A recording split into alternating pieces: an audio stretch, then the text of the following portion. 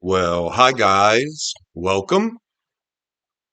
And who dat? I'm Joe. Thanks for tuning in to Rosenfield 10, where I cover our beloved Bless You Boys in black and gold, the New Orleans Saints. Are you a Who Dat fan? If you're a Who Dat fan, subscribe to this channel. I love the Saints as much as you do. Subscribe, and you'll be in the Who Dat family with me. I'll be in the Who Dat family with you. You'll have me in your subscriptions. And anytime I have a video talking about the Saints, you know you'll want to hear about the Saints. And you talk to me, think of me as a friend or a coworker, and you say, hey, what you think about them Saints? And I'll let you know, and then you tell me what you think in the comments. I respond to my comments. And we'll keep talking about our Saints in this glorious offseason of possibilities.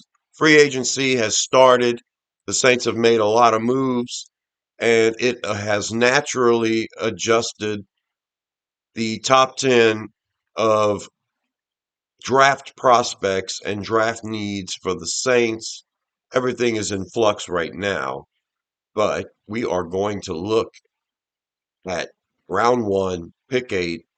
We're going to look at the top options once again, and we're going to talk about who should the Saints get with pick eight in the first round of the 2026 NFL Draft. The New Orleans Saints should select perhaps one of these guys. Now, this is my top nine. This is the top nine that I have come up with after the combine. The last top 10 I gave you was pre combine. Combine has had some effect. Free agency hasn't had much of an effect so far. Uh, I want to wait until the second wave of free agency is over, and then I'll adjust this list again. I have running back Jeremiah Love as my number one prospect here. Now that we've signed Trevor Etienne to our team, then Love isn't as much of a priority, of course. He's still a great player and one of the can't miss players in this draft, in my opinion. So for right now, I'm going to keep him number one. A lot of people are saying Love isn't going to make it to the Saints. A lot of people are saying that's the evaluation the teams came up with before they went out and got their free agent splash signings, namely the Saints and the Chiefs, who Love was projected to go to. And then the Chiefs go and get Walker, and the Saints get Etienne, and everyone thinks, well, they don't think Love's going to fall to them. And even more people are saying if Love does fall to the Saints, they definitely shouldn't take him. Well, I don't know. I don't know what to say about that other than if Love is the number one guy on your board and he's sitting there at number eight, it's kind of like having Ricky Williams and drafting Deuce McAllister anyway. It's kind of like having Adrian Peterson and drafting uh, Alvin Kamara anyway. It's like having Deuce McAllister and drafting Reggie Bush anyway. I mean, you can't go wrong with two good running backs, and I think Love would be in a manageable contract. And Etienne has pretty much shared time in Jacksonville his whole career, so it's definitely not off the board. And I certainly wouldn't be upset if Love is my pick. So if any of you guys have an issue with Love being number one here, please don't. This video is intended to show that it's almost a can't miss for the Saints. And I know this front office can miss, and I didn't want to title this video how can the Saints mess this up? Because I would have just got a bunch of responses and no views. Mickey Loomis, Mickey Loomis is in the zone right now, and I'm going to give him credit. I'm going to give the whole organization credit, and maybe Mickey Loomis paired with Sean Payton makes good decisions. Mickey Loomis not paired with Sean Payton makes bad decisions, and now maybe Mickey Loomis paired with Kellen Moore makes good decisions, and maybe Jeff Ireland and everybody else. It just seems like this organization is doing a lot of stuff that we're not used to seeing them do. being aggressive in free agency early, making trades that make sense, that are working in our benefit, that we come out on top of in the end, even though it's not a competition. You hope both sides, it works out for both sides. It's worked out for us pretty good so far. And yeah, I'm going to give him his kudos. So, no, I don't think the Saints can screw this up. And the reason I'm doing this video is because all nine of these players, and my number 10 is Mansour Delane, cornerback from LSU. So I don't think if we get him or any of these nine guys that we're messing up. I think each one of these players has a plus and a minus, and that's what I want to go through here more than just a top 10 ranking, because no matter how you rank these players, these guys here have to be at the top of your list. Now, some of you who are starting to fall into the idea that cornerback Mansour Delane out of LSU should be our guy, I'm letting you know that's my number 10. So you include Mansour Delane with these nine guys, and I think no matter where you're leaning as a Saints fan, I think your guy is here. So let me know in the comments if there's somebody else that you would be considering at number 8 besides these guys. I mean, you've got Kenyon Sadiq. You can go with a defensive tackle like Peter Woods, maybe even Caden McDonald. I don't know. Maybe you like Jermod McCoy more than Mansour Delane. Maybe that's something you're thinking about. But other than that, I think the guy that we're going to get at number 8 is right here. So number 2 on my list is safety Caleb Downs. And of course, Alontae Taylor signs with Tennessee. So we have this wide open spot at star/nickel.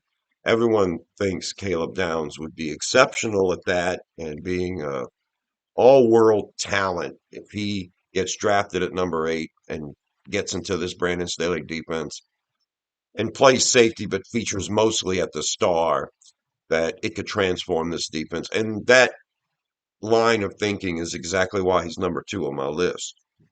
However, if you think about you can think about it this way, you can.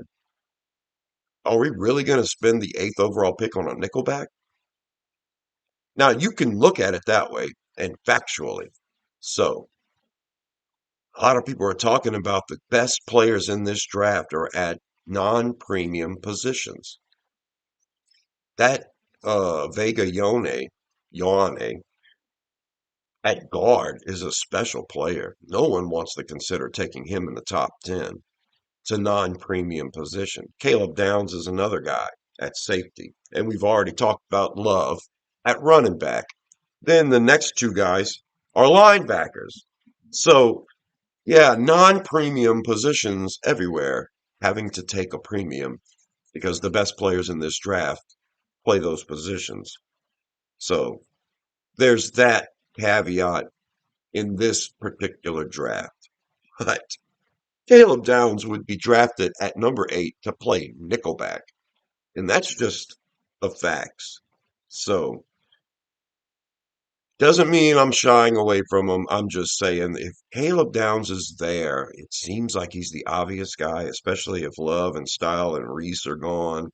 Downs might seem like the obvious guy to you, but if we go in a different direction and we address edge rusher or wide receiver or something like that, cornerback, um, don't let it bum you out too bad that Caleb Downs is this exceptional player and maybe we're passing up on some, all-world guy because, yeah, he would be playing nickelback. And that's not typically what you draft in the first round. So you could say that about everybody at the top of this list. Jeremiah Love, running back, Caleb Downs, safety, and then my next two guys, Sonny Styles at linebacker, Arvell Reese at linebacker/edge. And I gotta call him a linebacker/slash edge because we have a need at linebacker too. So he would probably be flexing if he were on this team. I had to edge Sonny Styles over Reese, though, in the end, especially now that we've lost Demario Davis. I think Sonny Styles is the best linebacker, pure off-ball linebacker in this class. And after that exceptional combine, yeah, I'm kind of a fool for Sonny Styles. And we've signed Caden Ellis, who is going to be that linebacker-sized edge rusher slash linebacker. So now Arvell Reese is an exceptional talent. I'm not saying Ellis is as good as Reese. I'm just saying we have a player that fulfills that role on this team now. So Arvell Reese is an interesting guy. Where do you put him? Maybe he's so good at edge rusher, it's obvious, and you keep him there. And because of the need at linebacker, losing to Mario Davis, maybe linebacker is the spot for him here. We draft him. I don't know. I'm going to put Sonny Styles ahead of him because Sonny Styles will make a great linebacker. Hayden Ellis will just be our edge rusher, and and maybe we trade Pete Werner and have Sonny Styles and Danny Stutzman out there off ball. Either way, one or the other, it works for me. I was asked by somebody if I would take a Love in this draft if Sonny Styles and Arvell Reese were still available, and now that we have covered uh, linebacker and running back in free agency, I'm not sure. I think it's a good debate to have. Love is a great player. Etienne is going to be really good, but it's like once that contract for Etienne is done, he's done probably. And you get Love, that would be a rookie contract in the same, 4, 5 year, and then seems to me like 4 years from now we'd be in a better position with Love than with Etienne. So I don't know which way I would go, but they are very high on my list. Surprisingly, probably I've got God, Bellamy. I swear you shed so much. Um, I've got Cornell Tate at number 5. And after his slow 40 times, some people are just like, Cornell Tate's like an afterthought. There's a depth to wide receiver in this draft that is undeniable. And you can probably get a difference maker in this draft in the 4th round. I think it's that talented of a group in this draft. So why take one in the 1st round unless the guy is just exceptional? And I think that Makai Lemon can be a very good player in this league. And if Jordan Tyson stays healthy, he can be a very good player in this league. But I feel like I know Cornell Tate's going to make it in this league. I see what Cornell Tate does. It just brings me back to the good old days of Marcus Colston and Michael Thomas. That's what I feel like when I see him. Well, no, he's not the fastest guy. He's not the greatest separator. I think he needs to gain a few pounds, but he catches everything and he gets open. He has a feel and he moves fast enough to get past people and in position. It might not be the smoothest, greatest thing ever. It might not be combine worthy athleticism. But when I see him, I just see a big dude out there getting open and catching everything. And I'm like, how do you say no to that? I won't. I love Cornell Tate in this offense. And yeah, if David Bailey and Reuben Bain and Cornell Tate are sitting there, I'm having a discussion. In the end, I'm probably picking Bain or Bailey because wide receiver is so deep. But Cornell Tate is a talent to me. I'm not, you know, we'll see how Tate's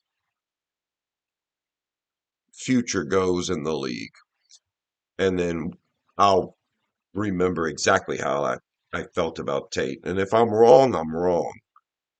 But Cornell Tate seems to me like a really safe pick with that 8th overall pick. So that's all the caveats. I still haven't made up my mind. I still don't know. There's still there's still a world where I decide to draft Mansour Delane instead of Cornell Tate because I'm so in love with this wide receiver class. So don't get it twisted.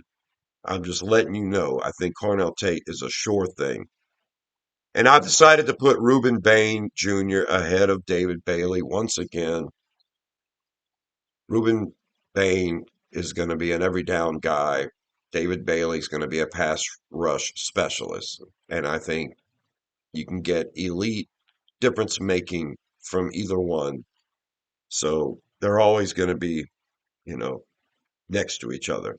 But Reuben Bain Jr. is a guy that I feel like can play on the line of scrimmage and give you way more than Brian Bressee's giving you as a pass rusher. And I think he can stand up and run. I know we all know he can do that. And the short arms don't bother me. He's got that club move.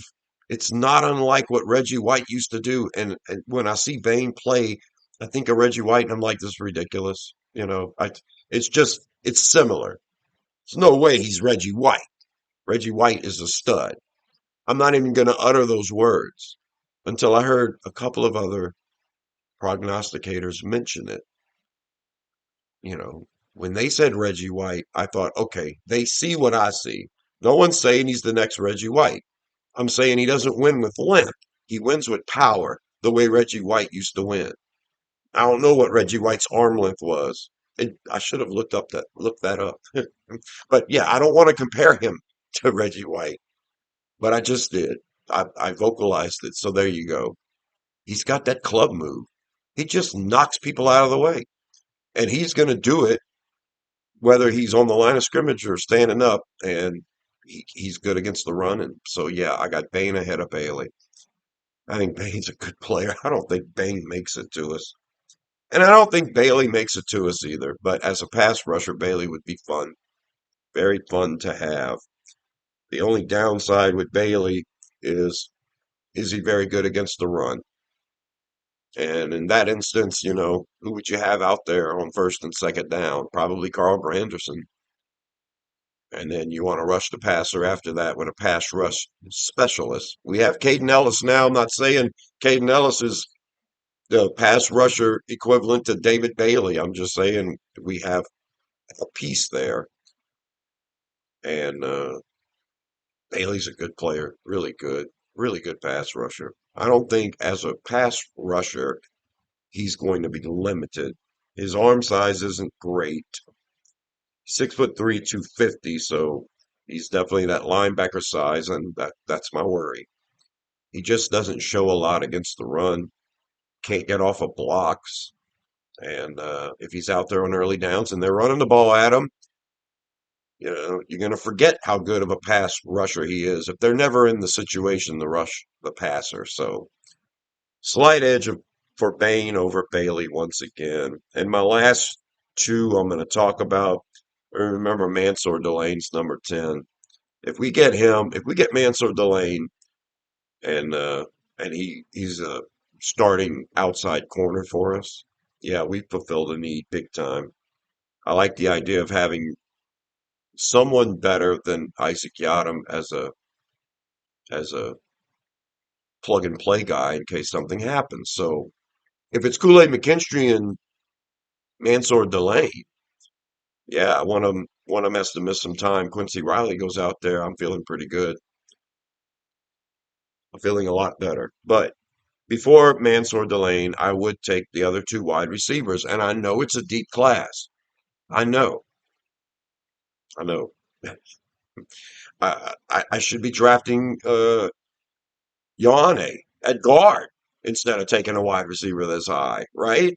Because the wide receiver is so deep. I should just take the best guard instead of these wide receivers. Well, I like Makai Lemon. I still think he's a fascinating player and a piece that would be so productive in the league.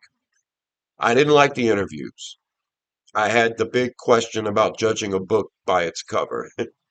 When you see something, you're looking at the cover. But once that person speaks, you've actually turned the soft paperback cover on, and now you're onto the table of contents, and you start to wonder. I'm not going to let it bother me too much. It weirded me out. Lemon's interview weirded me out. I dropped him from the top 5 guy to number 8 And yeah, I might, it all depends on how Jordan Tyson's interviews go. But in the end, there were some interviews Mikhail Lemon did where he wasn't so intimidating. And if he's going to be that intimidating, when he's playing wide receiver, then perhaps Mikhail Lemon is the dog you want on this team. Jordan Tyson's my number 9 guy out of Arizona State. Great size, and were it not for the injuries, he would be probably where Cornell Tate's at on this list. But I don't want to draft a guy with pick 8, even though he could be Odell Beckham Jr. second coming. If he's only going to give you 9 or 10 games and he's going to get hurt all the time, that would be the worst case scenario for Jordan Tyson and why you shouldn't take him. So, like I said before, if you want to wait and get a wide receiver and all these other guys are off the board, then yeah, I might be going guard or maybe offensive tackle at this point. If Malinois is still there, I might go that route instead of Mansour Delane. It all depends on what Brandon Staley thinks of Delane or Jermod McCoy at cornerback or whatever other position you think is more important than offensive line. Because if all of these guys are gone, you know, and Kellen Moore wants to build this team a certain way, could have a surprise pick at number 8. But the point of this video, besides to talk about these prospects again and how they fit on our glorious Saints squad, is just to look at these numbers. I mean, we know Fernando Mendoza is going to be the number 1 pick, and we pick at 8. So one player is going to be gone. That means only 6 more are taken before we draft. And here's a list of 9 of them. Arrange them any way you want. But I think the worst case scenario for most Saints fans is if the 6 players taken are Love, Downs, Styles, Reese, Bain, and Bailey. And then you're left with the 3 wide receivers. That's probably worst case scenario for most Saints fans. Is that you see Love, Downs, Styles, Reese, Bain, and Bailey gone, along with Fernando Mendoza. And you're left with the 3 wide receivers in this deep class of wide receiver. That's where Mansour Delane comes in the conversation. And I always have to remind people, we don't trade down ever, but if Delane isn't a great fit for Brandon Staley in this defense or McCoy, then who do you go to next at this spot? You go into that second tier of edge rusher. You go into the defensive line, talking about defensive tackle, and you go into offensive line. And offensive tackle is always a highly coveted position in the draft. So is cornerback. So it's interesting. I like having this up. I like for you guys to look at it. Worst case scenario, the only 3 left on this board. And there will be 3 left because Mendoza's going, and then it'll be 6 after that. And then if all 6 come out of this, because 2 of those 6 could be offensive linemen. Francis Malinois at offensive tackle and Spencer Fano at offensive tackle could very well get taken before we draft at 8. So instead of having 3 left over here, maybe you have 5. That would be the best situation for the Saints because then you're talking about some actual options that Saints fans really want to entertain. Besides Delane and the 3 wide receivers, you could have 2 more players available here, whether it's Bain or Bailey or Styles or Downs or Love. Yeah, Reese. So who do you guys want more than anything? Everyone says every player's not going to make it. You talk about, well, maybe we get Jeremiah Love. He's not going to make it. Well, maybe we could get Caleb Downs. He's not going to make it. Or maybe we're going to get Sonny Styles. No way he makes it. Okay, well, somebody's got to make it. What about Arvell Reese? No, he's definitely not going to make it. Okay, David Bailey. No, he's not going to make it. Reuben Bain. He's not going to make it. I swear I've heard that with all of them. So it seems like Jeremiah Love, Caleb Downs, Sonny Styles, Arvell Reese, Reuben Bain, and David Bailey. That's your six that are going to get taken besides Mendoza. That's what everybody keeps saying. Now, some are saying Downs will make it to us and we'll have a choice. Some people think Downs will make it to us. And maybe Bain or Bailey, maybe one of them, if an offensive tackle gets taken. If two offensive tackles get taken, we might have a choice here between Downs and Bailey, or Downs and Bain, or Bain and Bailey, and then, of course, the three wide receivers. Now, maybe if you guys aren't high on any of these wide receivers, maybe the Giants take a wide receiver, and maybe two offensive tackles get taken too. And then maybe there's another one floating around here for us. But it's really to me, it's almost you can't miss because worst case scenario, it's the three wide receivers. And at that point, if you want to trade down and pick up extra picks, you might still get one of those three wide receivers early. Or, you might settle for whatever. And you go for a position that because once you trade down, then offensive guard, offensive tackle, all that comes into play again. It all starts to make sense. The tight end makes sense at that point if you trade down. But yeah, worst case scenario, you're stuck with the three wide receivers or Mansour Delane.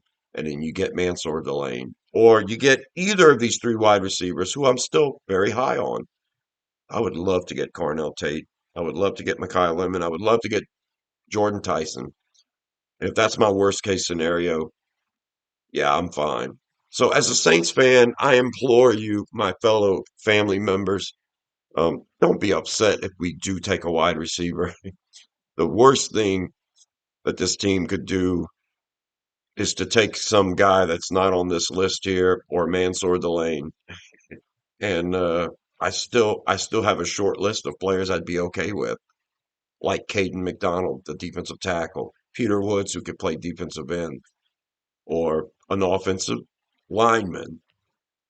And we can finally say goodbye to Cesar Ruiz. I mean, I'm down with all of that, all those options. Kenyon Sadiq at 8, that might be the hardest one for me to swallow at this point.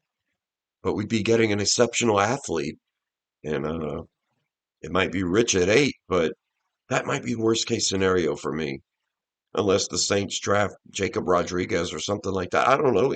I mean, can you think of some outrageous thing? They draft Jeremiah Wright, the offensive guard out of Auburn. Maybe that would be the most crazy thing. But I don't need that Loomis hate. Let's come up with some crazy stuff. I don't need to do that to you. I don't need you to do that to me.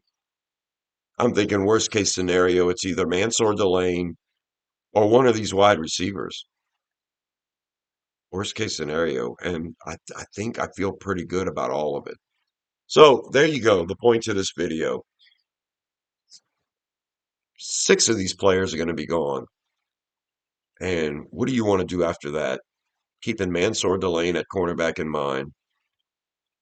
I think I think the future looks bright for this team. I think we don't have to move. We stay put and we're going to get a great player. And no matter how the board falls, I see the fit for all of them. They all have negatives. All of them have negatives. Even if you think Arvell Reese is the greatest player out there, I think there's a negative. I think there's a negative to him just solely playing edge rusher and not being effective at it all the time. That could be something that happens. Or putting him at off ball linebacker and edge rusher, and maybe he just never finds his footing anywhere. I don't know. That even if you think he's the greatest player, there can still be a setback. David Bailey can't stop the run. Reuben Bain has those short arms. Uh, Jeremiah Love might be redundant. And if he's not that good of a pro, then golly, you really messed up. Caleb Downs is going to play nickel. You taking him at pick 8? Maybe Sonny Styles is the only guy that doesn't have a down, even though you've got Pete Werner, Danny Stutzman, and Caden Ellis. That could be the only downside to getting Styles is you're trading somebody. So yeah, maybe Styles is the only one that's free of worry. Maybe Sonny Styles should be number one on this list. You guys let me know what you think. I'm Joe. I thought it's always interesting to come back to the first round and to think about it. And I think with this group of players, man, I mean, it's almost impossible to go wrong. I don't want to be doing a video later saying leave it up to Mickey Loomis and the Saints to screw it up. So for now, I'm going to have positive vibes, and I hope you got positive vibes from this. And the Saints will be a better team with any of these players. So, all right, that's it. Thanks for tuning in. I'm Joe. Subscribe to Rosenfield 10 for more talk about the Saints. Let me know what you think in the comments. I respond to my comments. And until the next one, I'll talk to you later. Who dat?